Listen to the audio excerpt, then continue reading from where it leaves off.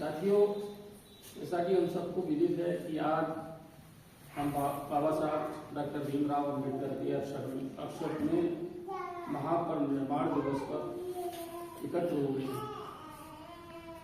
बाबा साहब को इस देश की दुनिया को छोड़े हुए 68 साल हो गए हैं और इन 68 वर्षों में हम लोगों ने क्या पाया, बाबा साहब के जो जीवन पर्यंत संघर्ष से हम लोगों को क्या प्रेरणा मिली, इस पे आज चर्चा करना है। और मैं आप लोगों से ये भी निवेदन करूंगा कि महापरिनिर्वाण दिवस मनाना से बेहतर है कि आज प्रेरणा दिवस के रूप में मनाया जाए कि बाबा साहब से हमने क्या प्रेरणा ली और उस प्रेरणा को पाकर के हम अपने समाज के लिए हम क्या कर रहे हैं, इस पर भी विचार करना आवश्यक है। बाबा साहब सन 1919 या 20वीं दशक के शुरुआत में बाबा साहब जब भारत लौटे, शिक्षा ग्रहण करने के बाद उन्होंने अमेरिका में जाकर के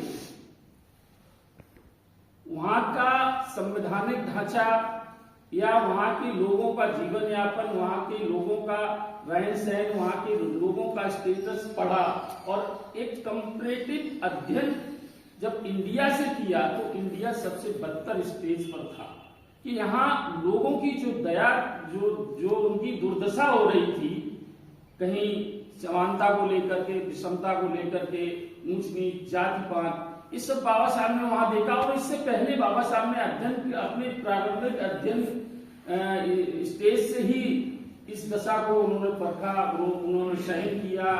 हर जगह पल पल पर उनको अपमानित किया गया, वो सब उनके दिलो दिमाग में बैठा था। बाबा साहब ने आकर के सबसे पहले ब्रिटिश हुकूमत को यहाँ के लोगों की, यहाँ के दलित शोषित समाज के लोगों की स्थिति का ज्ञापन ब्रिटिश हुकूमत के सामने रखा और जीवन पर्यंत इस समाज के लिए ही बाबा साहब ने संघर्ष किया। आज हम लोग जय भीम कहकर के अम्बेडकरवादी अपने को कहलाने लगते हैं कि हम अम्बेडकर, मैं जय भीम बोलने सीख गए तो हम अम्बेडकरवादी हैं। लेकिन अम्बेडकरवाद क्या है, बाबा साहब की विचारधारा क्या है, उसको भी हमें यहाँ चर्चा में लानी चाहिए। बाबा साहब का अम्बेडकरवाद अगर हम पढ़ेंगे तो बाबा साहब के अम्बेडकरवाद में हमें 4 चीजें मिलती हैं: justice, liberty, equality and fraternity, यानी न्याय, समानता और आपकी स्वतंत्रता और भाईचारा। यदि आप इन चीजों का अध्ययन कर लिया और इसी इन 4 चीजों पर ही हमारा पूरा संविधान टिका हुआ है। यदि हमने ये 4 चीजें पढ़ ली तो हम बाबा साहब का अम्बेडकरवाद को अच्छी तरह जान जाएंगे, हमारे संविधान को अच्छी तरह हम जान जाएंगे। इन 4 चीजों पर ही भारत का संविधान टिका हुआ है, इसमें यही 4 चीजें मिलेंगी। इसी कड़ी में मैं आज कम से कम 10 साल और जीना था। वो संविधान ऊर्जा लागू नहीं करा पाए और उनको इसी बात की चिंता थी कि संविधान कितना भी अच्छा क्यों ना हो, जब तक इसको चलाने वाले अच्छे नहीं होंगे संविधान अच्छा नहीं हो सकता है। और संविधान कितना भी बुरा क्यों ना हो, जब तक इसको चलाने वाले अच्छे होंगे तो संविधान अच्छा साबित होगा। वही हल हुआ। संविधान में सब कुछ होने के बावजूद भी आज उसमें कहीं कुछ निकाला जा रहा है, कहीं कुछ निकाला है, उसको तोड़ मरोड़ करके पेश किया जाता है। आपने अभी मुरादाबाद का उदाहरण दिया कि वो मुसलमान का क्या ये संवैधानिक वो नहीं है। संविधान में ऐसा कहीं नहीं है किसी कोई भी आप अपनी संपत्ति किसी को बेच सकते हैं। जिला प्रशासन क्यों नहीं इस पर कार्रवाई करती है? तो जब इस तरह के लोग बैठे रहेंगे सरकार में जब तक, तब तक आप कुछ नहीं कर सकते। आप मुहिम चलाइए, जात का विनाश कर देंगे।